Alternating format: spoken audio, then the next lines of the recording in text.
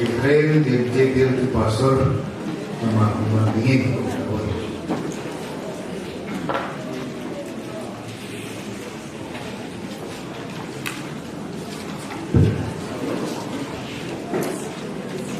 Masabenin patinung sila mapina magsongate dong ngangin huni hunahin ma tingloy na si now sen tuisi kayo patapatinin mungdengin mulepat umangin patin sa lahat sa kailangan dan tiang to ba pasal ni medina huni anu pa api aku ni agam udana wan pai de ho Ujung tehet dia, thang dalam program mampu dia. Imau itu batin, dong bina sebenarnya sama saya.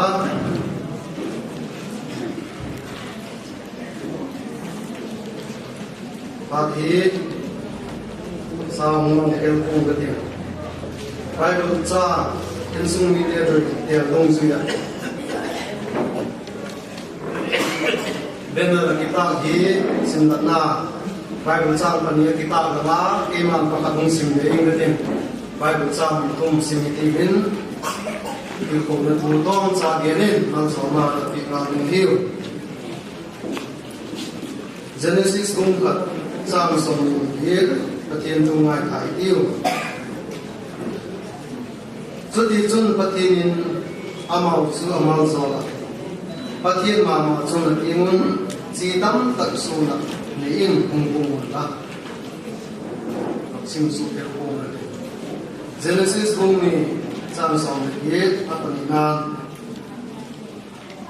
Lalpapatinin pasal amangon ang umhi akapoy. Ama panpilingin na ito piling at kilo sinipin ka atin. Pagkapisindahin ka patundalingin. Sa number sa rason nila sa gili. Sa akat. Lalpa ni na sa globson asate su aton gim to hiu pati ni na tutiyang to sim do te sanchit dingle nawal ni siya ni na tutiyang na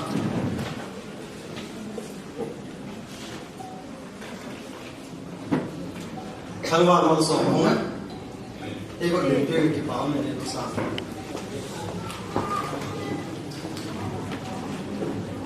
Amlo le mapo tunda amara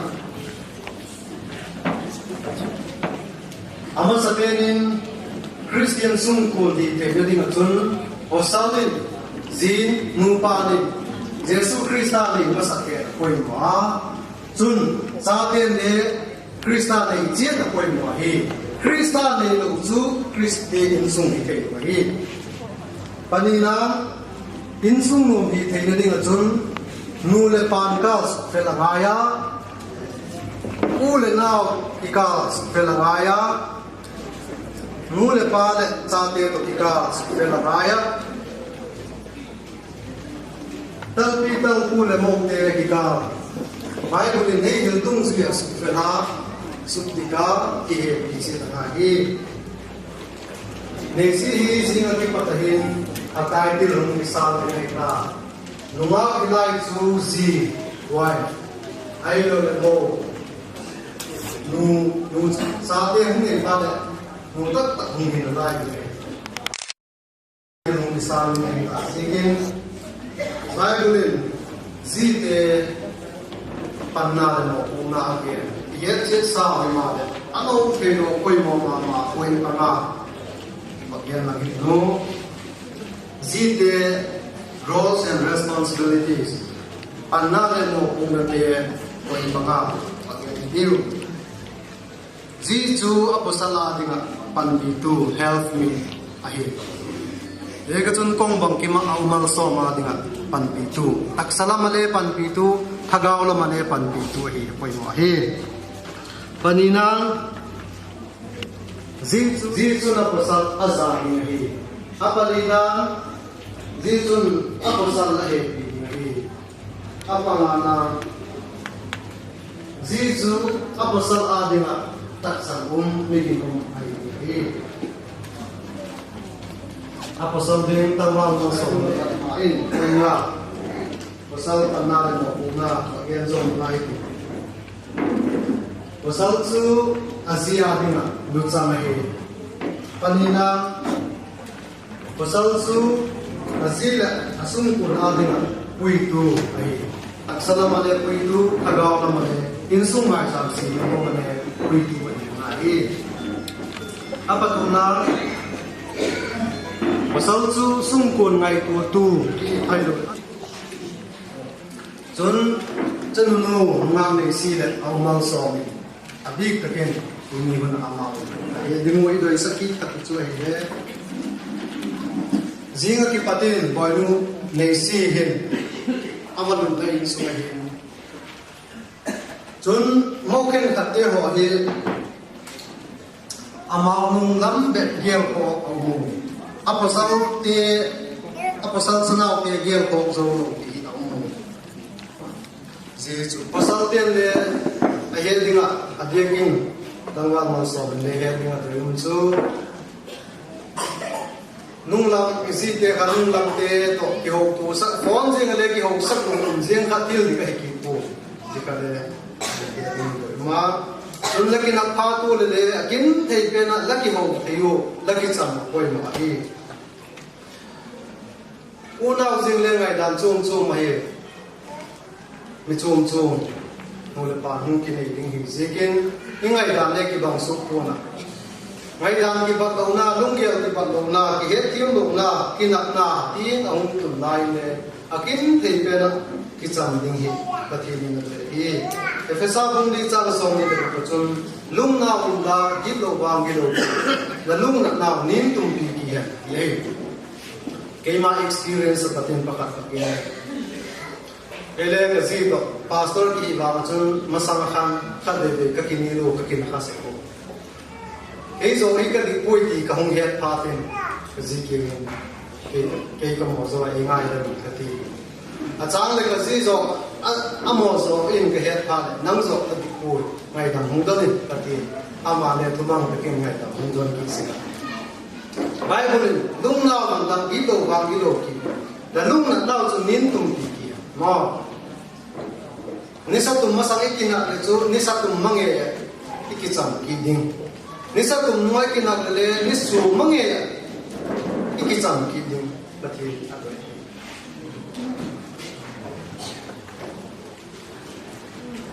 point ni ge ne sang nupan kan hi akina ba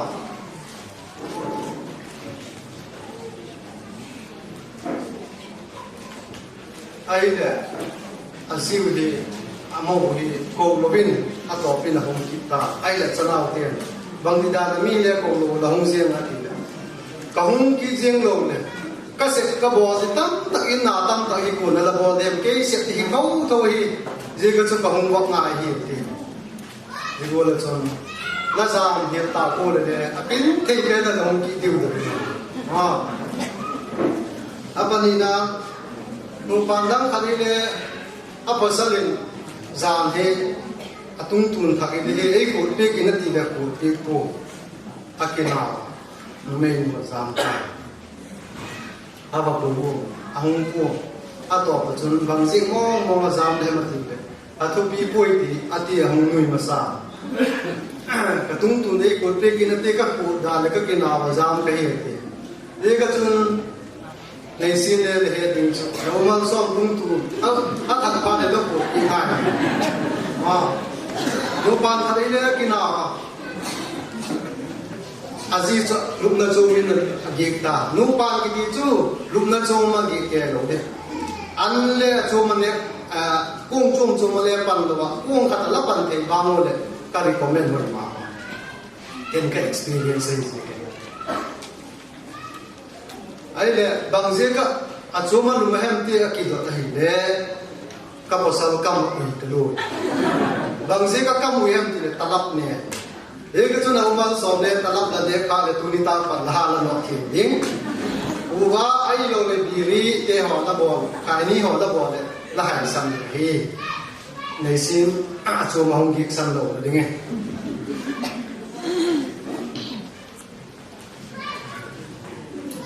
je ka chun ikina ta te le kim te pe le ki chan poi mo poi pa ni hu gen ka tin sai na ki ho lim na le tam hi poi mo sung kun ki ho te te hi in sung ho lim na hun mang ko tam te hi ba mi gen si na hi mo azil sunu pan le gen lo ko malung tim i posan lung tim i zilung tim ka e gen lo le ki hello bai zilung i lung tim i ngai na ka ase hi na pa hi i doi na ka gen ko ma sharing a hi zigula ngai dan ki gen tu lo ki ti chu ki he tim na ti a koi ka chu zika ki he tim na ang sa he a to na hi bun mat ko ni poi mo ma ki hi sung kun hi sel te ho hi sung kun hun mat ko da thiam te hi ki tu ma an ne ko a poi mo a na se ko poi mo a in sung mai cham sim ko poi mo a begin kai ko poi mo a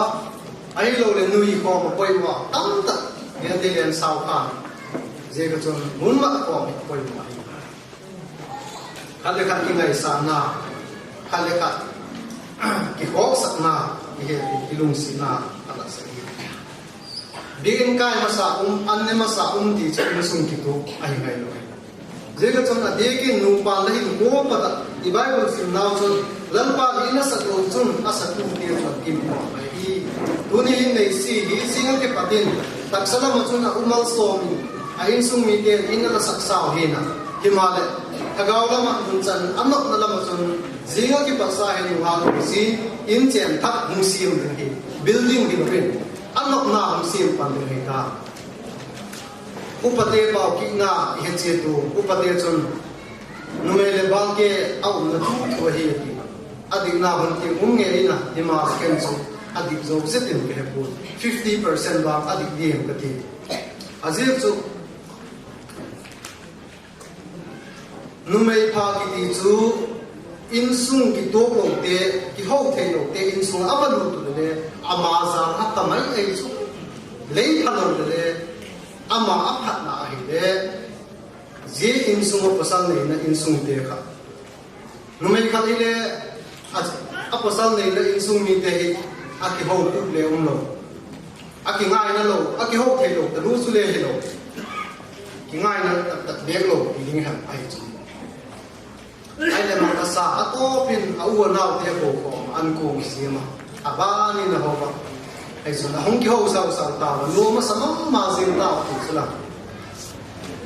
jonu mai phalo ki ti su o sa ki ho ke lai de mo wa nei ma sang o ji nei ma sang o ala ki ho ke ma te le mo khat mo phalo khat ba du ta ki pa chu je in sung chu ki ho ke lo ai lo de ki to lo pan a ko mui ti mun ting e te ka ki chi ma je ga chun nu mai le ba ke chu au na thu thu hi ti hi to nu mai pa christian nu mai pa ki ti hi te pi te ai po te him te ai po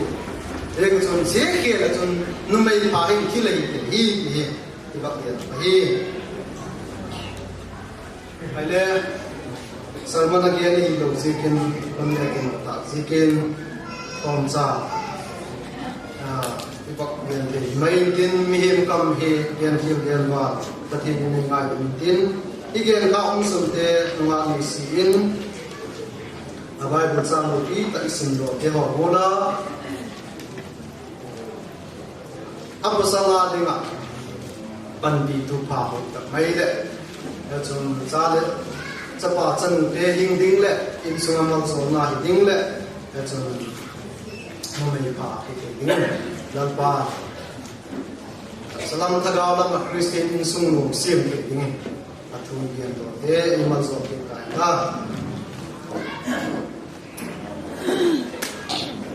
hele pp te pathin ma singin lungin chi tin pathin din pathinga da comment ki ma ogingin kung sung na pite te kene dalpa king maso na ito piting ka chung nung pe nung kapu kapa Abraham isak le zakop te pati tuni singkal isok te tak mai damal zo te do ni changa kachanu nunga tingdol ni si he lalpa naw sen tris ka hi pat nang ma hung begin nang ma ko chom dan thing to ba posal ne dinga au na tu ni huna in sung mi ko chom mi te hon tha do ma program te ho ma dinga damal zo na te ho hung to ek thei dinga dalung sin na damal zo na la ma pu na ka din jebon ki pa ke musal ki pa ki ge thi lalba je la chan nu nga ngai si he nang ma chan nu cha pa te hing thei dingin ha na te dam na te pe dingin damal zo na pu ka ti hi o ka pa thi nu pa no sa pe la dam le evi te damal zo da leilung lu dim ding le so le pa hing dinga cha le ke ni dinga damal zo golin la doi sa golin je la chan nu nei si hi chan nu cha pa te hing dinga la doi sa hi ti ke he je ke le king ki pa thu ke hi nang ma la pa chan nu cha pa te hing the ding mal zo ding la pan pina be ling kaung da hi wala pa zinga ki pa sa hin zi mo mi tan tin lalpa aposal nei na ile lalpa aposal adinga zipha ahi a insung media dinga le nu mai pha mo pha asu pi tia dinga le mo pha su pi nu mai pha ti thei ding lamal zo na la pan pina ko de ti olal pa chal chanu chapa te lamal zo na be kilogen khovel tak sagam cheng na lai ke hi je kun in chen lo chen na lama gan gol mal zo nga loi le bo ei lo le wi da ba thei na te nan pin la thai chi chin thei na te mal zo na man pin la le be nik le pon lam bo thei na te pe ding la mal zo na ka ki ni lalpa bule ba lam do thei na sum le pai ni thei na te na ngin pe ding la mal zo na la pan ki na be ding hi lalpa akang lai chan pi ke le ko chu mi te hon ai gan te ko ngai zo nangin le so ka